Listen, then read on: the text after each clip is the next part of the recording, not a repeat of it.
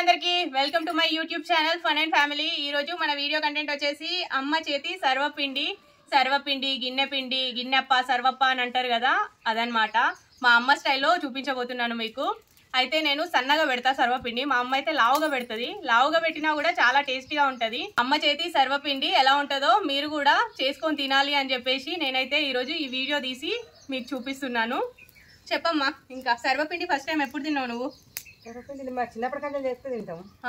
కూడా చేసేది అమ్మమ్మ చిన్నప్పుడు జొన్నపిండితో చేసేదట కదా సర్వపిండి. జొన్నపిండి గడకల వెళ్ళిన పిండి, అది కూడా మనం ఒకసారి చేద్దాము వీడియోలో. వాళ్ళు కూడా చేసుకుంటారు మన సబ్స్క్రైబర్స్ కదా. గడక పట్టిస్తే మా చిన్నప్పుడు గడక ఉండేది. అంటే గడక అంటే ఏంటి, జొన్లు రవ్వ పట్టించేది. రవ్వ ఇప్పటి రవ్వ, అప్పుడు గడక అట్లా రవ్వలాగా పట్టించేది. పట్టించి కుండ పెట్టి పోసేది. అది దడ పట్టేది. నేను కూర్చుని మా నాన్న పట్టుకొస్తే ఆడ పెడితే నన్ను దడ పట్టమని కూర్చుని పెట్టేది. నేను దడ పట్టే పిండి రొట్టె చేసేది, సరపిండి పెట్టేది. ఒకరోజు సరపిండి, ఒకరోజు పెసర గుడాలు, ఒకరోజు బబ్బెర గుడాలు, ఇట్లా రోజు ఐటమ్. ఓ రోజు పాలాలు. ఇప్పుడు బ్రేక్ఫాస్ట్ లాగా మీరు మార్నింగ్ తినేదా లేకపోతే ఈవినింగ్? సాయంత్రం వచ్చిన సాయంత్రం పొద్దుగాల కాదు. అయితే నేను కూడా ఇప్పుడు చాలా మంది బ్రేక్ఫాస్ట్ పొద్దున తింటారు. నేను కూడా సాయంత్రమే చేస్తాను. ఎందుకంటే అందరు కలిసి మంచిగా కూర్చొని తింటే అదొక తృప్తి అనిపిస్తుంది. నువ్వు తెలియకుండా నా అలవాటు. పిల్లలు ఆగమాగం వెళ్ళిపోతా ఉంటారు మార్నింగ్. ఆ టిఫిన్ చేసినా హ్యాపీనెస్ ఉండదు వాళ్ళు తినలేదు అని చెప్పేసి. అందుకని ఎక్కువగా నేను ఈవినింగ్ టిఫిన్స్ చేస్తా ఉంటా. అట్లనే మా అమ్మమ్మ కూడా ఈవినింగ్ చేసి పెట్టేదట. ఇంకా సాయంత్రం పని పోయి వచ్చిందా అంటే కూర్చొని మంచిగా తినేది. పండుగ అయితే అప్పాలు చేస్తే ఇంత డబ్బడి అప్పాలు పెట్టుకునేది. ఆడ మనిషి 4, 5, 10 అట్లా తినేది. తిని ఆడనే పండుకునేది. ఆయన ఎత్తుకపోయి ఎక్కడ అక్కడ మనసాల వాడిన పెట్టేది. చిన్నపిల్లప్పుడు మా నాయన బాగా చూసుకునేది. మా అవ్వ కోపం వచ్చి ఆస్తకానంగా పాపం పని ఆస్తకానంగా మమ్మల్ని కోప్పడ్డ కానీ తీసుకపో అడ్డం వచ్చేది. కోప్పడ వాళ్ళని కోపడ్డ కూడా మా అవ్వ కోపం ఉన్నా కూడా మా అవ్వలో బాగా ఆత్మ ఉంటుంది. బాగా కోపడుతుంది పనుల విషయంగా. ఇట్లా చేయాలి అట్లా చేయాలి, వంకర చేయద్దు పనులు. ఇట్లా పనులు చేస్తే ఈడ పాష్ ఉండద్దు అనేది, ఈడ పిండి పిసికితే ముద్దలు ఉండద్దు అనేది, రొట్టె చేస్తే అంత ఒక తిరిగి ఉండాలనేది. కానీ అట్లా చెప్పడం వల్లనే మనం నేర్చుకోగలుగుతాం. ఇప్పుడు నాకు మా అమ్మమ్మ చెప్పినవి కొన్ని గుర్తొస్తా ఉంటాయి. మా అమ్మమ్మ ఇట్లా నేర్పించేది అట్లా నేర్పించేది, మంచిగా నేర్పించింది అని. అప్పుడు కోపం వచ్చేది, ఏంది అమ్మమ్మ ఇట్లా చెప్తాంది అని కోపం వచ్చేది. కాకపోతే ఇప్పుడైతే అరే మంచిగా నేర్పించింది మా అమ్మమ్మ అని అనిపిస్తుంది. అవును, ఎప్పుడు గుర్తొస్తా ఉంటాయి. మేము పనులు చేసినప్పుడల్లా. మేము ఎక్కువ ఇక్కడనే ఉండేది కదా అమ్మమ్మ దగ్గర, అందుకని. ఇంకా ఈ రోజు మన సర్వపిండి గురించి పొయ్యి మీద చేస్తాను. ఈ రోజు సర్వపిండి అంటుకోదు వర్షాకాలం అని అంటు పెడతాను. పిండి తీసుకుందాం. మన హీరో అయితే పిండి తీసుకొస్తాడు. మన హీరోయిన్ పిండితోటి ఆడుతుంది. ఇక్కడ ముగ్గులు వేస్తుంది. ఈ ముగ్గు బాగుందా లేదా కామెంట్ లో చెప్పండి. మన హీరో వేసిన ముగ్గు ఇదట. అమ్మమ్మ నా ముగ్గే మంచిగా ఉంది కదా. ఓకే, మీ ప్రైజ్ వచ్చేసి మనిషికి ₹1. మనిషికి ₹1 చాక్లెట్. సరేనా? ఓకేనా? ఓకే. మా కరివేపాకు చెట్టుకు చూడండి ఇలా చీడ పట్టింది. మంచి ఆకులు చూసి తెంపుకుందాము.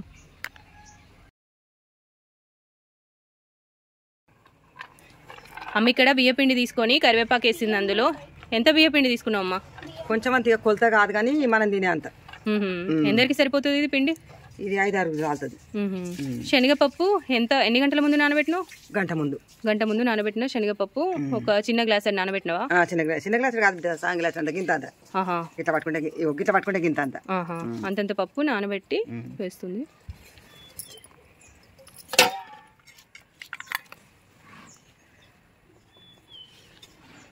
కారం సరిపడా వేసుకోవాలి. నేనైతే పచ్చిమిర్చి కారం వేస్తా, అంటే పచ్చిమిర్చి నూరేస్తా. అప్పుడప్పుడు కారంతో కూడా వేస్తుంటా పచ్చిమిర్చి లేనప్పుడు. అయితే నేను చాలా రకాలుగా చేస్తుంటా ఈ సర్వపిండిని. ముందు వీడియోస్లో మీకు పెడతాను.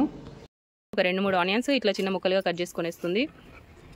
మనకి సర్వపిండిలా బియ్యపిండి ఓన్లీ జీలకర్ర ఎల్లిగడ్డ పేస్ట్ ఉప్పు కారం వేసుకుంటే సూపర్ ఉంటుంది కదా. ఏది వేయాల్సిన అవసరం కూడా లేదు. ఒకసారి అట్లా కూడా ట్రై చేయండి. ఈ సర్వపిండిని మా అమ్మ ఒక రకంగా చేస్తుంది, మా పిన్ని ఒక రకంగా చేస్తుంది, మా అత్తమ్మలు ఒక రకంగా చేస్తారు, మా అమ్మమ్మ ఒక రకంగా చేస్తుంది, నేను ఒక రకంగా చేస్తాను, మా వదిన ఒక రకంగా చేస్తుంది. మా ఫ్యామిలీలోనే ఇన్ని రకాలుగా చేస్తామన్నట్టు. మేము ఫ్యూచర్లో వీలైతే వాళ్ళతోటి కూడా చేపించి వీడియోస్ పెడతా ఉంటా. మంచిగా నీళ్ళతోటి ఇలా కలుపుకుంటుంది. నీళ్ళు వేసుకుంటూ కొంచెంగా నీళ్ళు వేసుకుంటూ కలుపుకుంటుంది. నీళ్ళు సరిపోకపోతే మా పొట్టోని నీళ్ళు తీసుకురా అంటుంది. ఇలా తీసుకొచ్చి ఇస్తాడు వీడు. మీరు కూడా మీ మనవలు మన్మరాళ్ళు ఉంటే ఇలా తెమ్మని చెప్పి చేసుకోండి, ఈజీగా ఉంటుంది పని. బిడ్డలకు చెప్పకండి పని, ఎందుకంటే అత్తగారింట్లో వాళ్ళు కష్టపడి వస్తారు కదా ఎట్లాగూ. అంతేనమ్మా? చేసేస్తారు, అక్కడనే చేసేస్తారు. ఇక్కడ ఏం చేస్తారు ఇక, అందుకే వచ్చిన ఒక రోజైనా ఇంత చేసి పెట్టాలి. కాకపోతే బిడ్డలు పెళ్ళిన తర్వాత అమ్మలకి ఏజ్ కూడా పడతా ఉంటది, వాళ్ళకి కూడా చేత కాదు కదా. అప్పుడు బిడ్డలకు అనిపిస్తుంది మా అమ్మ వాళ్ళకి చెయ్యాలి మేము అని చెప్పేసి. బిడ్డలు చేయకపోతే, బిడ్డలు కొడుకులు కూడా చేయకపోతే ఎవరు చెప్తారు ఇక. అవునవును, ఎక్కువ శాతం బిడ్డలు కూడా అమ్మలకు హెల్ప్ చేయండి, అమ్మలు కూడా బిడ్డలకు హెల్ప్ చేయండి, ఒకరికొకరు హెల్ప్ చేసుకోండి. అంతేనమ్మా? అవును, అట్లా చిన్న చిన్న సహాయాలు చేసుకుంటే వాళ్ళు చేస్తుండదు. మా అమ్మనే చెయ్యాలి నేను మా ఇంటికి పోతే అని చెప్పేసి అనుకుంటే అమ్మలకు కూడా కొంచెం ఇబ్బందే కదా. రిలీఫ్ అనిపిస్తుంది, అమ్మలకు కూడా రిలీఫ్ అనిపిస్తుంది. ఓ సార్గం చేస్తుంది బిడ్డ అని, మనిషి సార్గం చేసుకోకపోతే అలకగా ఉంటుంది. అవును, మా ఫ్యామిలీలో ఎవరైనా సరే మనిషి ఒక సార్గం చేసుకుంటాం కదా అమ్మ. కాదు మెత్త కాదు, ఇగో ఇట్లా ఇట్లా అప్ప ఇట్లా వస్తే రావడానికి మంచి అలకగా. ఈ పెనం మీద ఒత్తుతుంది ఇప్పుడు. ఏమన్నా చేసేటప్పుడు ఆయిల్ వేసుకోవాలా? వేసుకో అంటే వేసేదానికి వేసుకోవాలి, వేసుకోరా దానికి వేసుకోరా దానికి వేసుకోవద్దు. చపాతీ చేసుకున్నాం అనుకో ఎక్కువ ఆయిల్ రాసుకోవద్దు, ఎందుకంటే ఇట్లా టుమ్ము టుమ్ము అవుతాను, అందుకని ఆయిల్ తగ్గియాలి.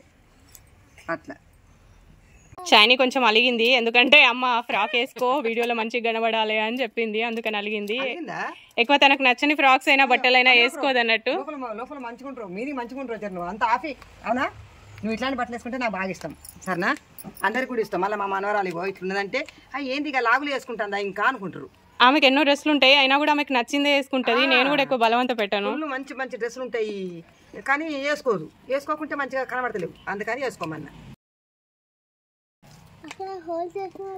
బొబ్బలు పెట్టాలి కదా, కొంచెం ఆయిల్ వేసుకో, నూనె కొంచెం గిట్ల వేసుకోవాలి. హోల్స్ వేసిన దగ్గరనట బబ్బలు పెట్టన్నట. వీడెప్పుడు చూసిండో మరి బబ్బలు పెట్టడం. ఇదేంటిదిరా నీకు తెలుసా? సర్వా ఏంటిదిరా నాని? సర్వప్ప, సర్వపిండి, గిన్నె పిండి.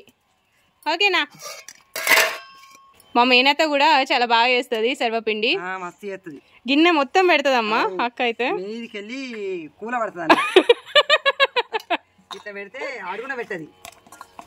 అడుగున పెడతారు చాలా మంది, కానీ మొత్తం నూనె మొత్తం రాసి మొత్తం ఇక్కడ ఒకసారి అది కూడా చూపిస్తాం మీకు ఎట్లా పెడుతుందో అక్క. ఇట్లా పెడుతుంది, ఇట్లా ఒత్తుకుంటే మొత్తం గిన్నె షేప్ లో వస్తుంది అది బయటికి. గిన్నె అవుతుంది. పూర్వకాలం గిన్నె పిండి అని ఎందుకు అంటారంటే గిన్నెకు పెడతారు కాబట్టి. అంతేనమ్మా? సర్వపిండి అంటే సర్వకు పెట్టేదా? సర్వ కాదు, సర్వపిండి అంటే గివే గిన్నెలో పెట్టుడే. గిన్నెలనే ఒక చోట సర్వ అనేది, ఒక చోట అంటే ప్లేసెస్ ని బట్టి అవ్వ సర్వపిండి పెట్టవా ఇయ్యాలా అని అడిగేది. పెడతా బిడ్డ దాదా పని చేయమనేది.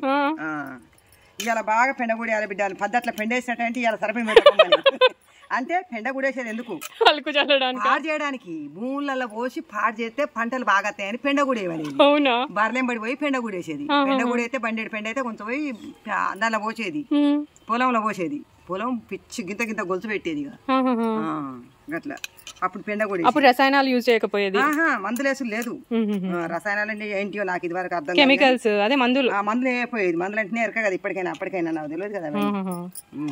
ఇట్లా ఇట్లా పెట్టుడు, ఇక్కడ దాకా ఇంకా అంచుల దాకా పెట్టేది. అమ్మ చూడండి ఇట్లా దొడ్డుగా పెడతాను కదా, నేనైతే చాలా సన్నగా పెడతాను అన్నట్టు. మా అన్నకి నేను పెట్టేదంటే బాగా ఇష్టము. మా వదినాన్ని కూడా ఊకంటాడట, మా చెల్లెలాగా పెట్టు, మా చెల్లెలాగా పెట్టు అని చెప్పేసి. అందరికి ఒకలాగా ఎట్లా వస్తుందని మా వదిన అంటదట. ఓ అన్నత్తానంటే ఇక అన్న చెల్లె బజ్జీలే బజ్జీలు. ఆడు బజ్జీలే, ఈమె బజ్జీలే, బజ్జీలే బజ్జీలే. అరే నేర్చుకోరా, నువ్వు నాకు చేసి పెట్టాలి ఇంటికి పోయిన తర్వాత. ఓకేనా? ఓకేనా? మాట్లాడతలేవేంది? అలసిపోయినావా అమ్మమ్మ చెప్పిన పనులకి? ఏం చెప్పలే, కొంచెం చిన్న చిన్న పనులు. ఓకే, ఇదివరకు దాకా పిండి ఒత్తింది కదా మన పెంచుకి, ఆ పిండిని నూనె వేసి ఇలా మూత పెట్టుకొని ఉడికించుకుంటుంది. పొయ్యి మీద ఉడకబెట్టడం వలన మంచిగా ఉడుకుతుంది. కదమ్మా? ఇష్టం వస్తే మంట పెట్టుకోవచ్చు, ఎక్కువ పెట్టుకోవచ్చు, తక్కువ పెట్టుకోవచ్చు. అందుకని మంచిగా ఉడుకుతుంది, మంచిగా ఉంటుంది. ఉండు కూడా టేస్ట్ ఉంటుంది. పొయ్యి మీద చేసినట్టు దాని మీద గ్యాస్ మీద అంత టేస్ట్ ఉండదు. కానీ అమ్మమ్మ ఆ కాలంలో సర్వపిండి పెట్టు అని అనేదట వాళ్ళ అమ్మని, అంటే అవ్వని. మరి నువ్వేమంటావు? స్కూల్కి పోయొచ్చుడితోటే మమ్మీ పిజ్జా ఆర్డర్ పెట్టు, మమ్మీ బిర్యానీ తెచ్చుకుందామా, మరేమంటావు చెప్పు? అదొక్కటి కరెక్ట్, అది వాస్తవం. ఇక్కడ మంచిగా ప్రశాంతంగా అడవిలో కూర్చున్నారు వీళ్ళు ముగ్గురు. పొద్దు ఇక్కడ దాకా చూస్తుంది, ఈ లోపల అవే ఉడుకుతాయి. ఉడికినాక తెచ్చుకుందాంపా, అదే మంచిది, అదే ఉడుకుతుంది. మన సర్వపిండి అయితే ఉడికిపోయిందండి. పైన చూడండి పిండి మంచిగా ఉడికింది. ఇంకా వెనక సైడ్ ఏమో క్రిస్పీగా ఉంటుంది, పైననేమో మంచిగా మెత్తగా చాలా టేస్టీగా అనిపిస్తుంది. స్మెల్ కూడా ఇలా చేసుకుంటే చాలా మంచి స్మెల్ వస్తుంది. పల్లి నూనె యూజ్ చేయండి. వెనక సైడ్ అయితే ఇలా మంచిగా కాలింది, క్రిస్పీగా ఉంటుంది. అమ్మయ్య, సర్వపిండి అయితే అయిపోయింది. చూడండి మంచిగా మందంగా వచ్చింది. ఈ పిండిని మనం టేస్ట్ చేసి ఎలా ఉందో అమ్మకు చెప్పబోతున్నాము. అమ్మకు కూడా ఇస్తాం కొంచెం. బాగుంది టేస్ట్. పైననేమో మెత్తగా ఉంటుంది అమ్మ చేసింది, లోపలనేమో క్రిస్పీగా మంచిగా అనిపిస్తుంది తింటా. అంటే కాల్చాంది కదా, కొంచెం చల్లైన తర్వాత తినరా నువ్వు, మేమైతే ఇప్పుడు తినేస్తాము. ఇది సర్వపిండి అనుడు కంటే పెనంపిండి, పెంచుపిండి అనొచ్చు, ఎందుకంటే పెంచు మీద పెట్టింది కాబట్టి అమ్మ. దేనికి మసాలా పెంచులా పెడతా, ఈ పొయ్యి పెడితే మసి అన్ని గంధు మసి అంటే ఈజీగా అయిపోతుంది. ఇలా మీరు కూడా తప్పకుండా చేసుకొని ఒకసారి నాకు చెప్పండి ఎలా ఉందో కామెంట్ లో.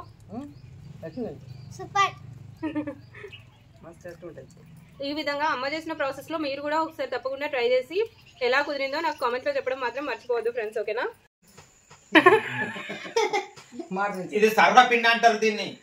ఇది మంచిగా ఉన్నది, ఇది చాలా సూపర్ ఉన్నది.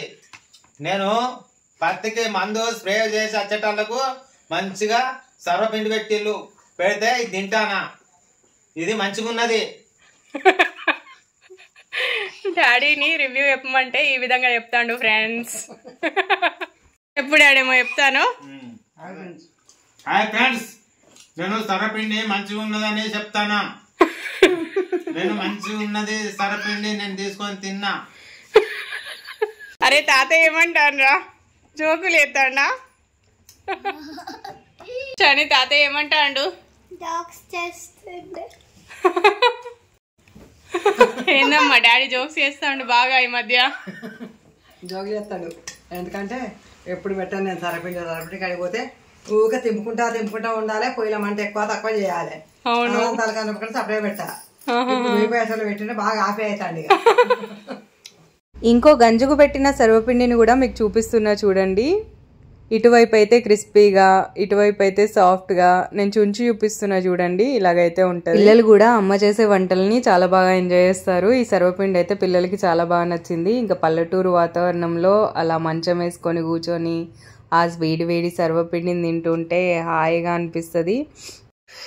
మా డాడీకి కూడా సర్వపిండి చాలా బాగా నచ్చింది ఫ్రెండ్స్. ఇంతేనండి ఈ వీడియో కనుక మీకు నచ్చినట్లయితే తప్పకుండా లైక్ చేసి నా ఛానల్ని అయితే సబ్స్క్రైబ్ చేసుకోండి. బాయ్.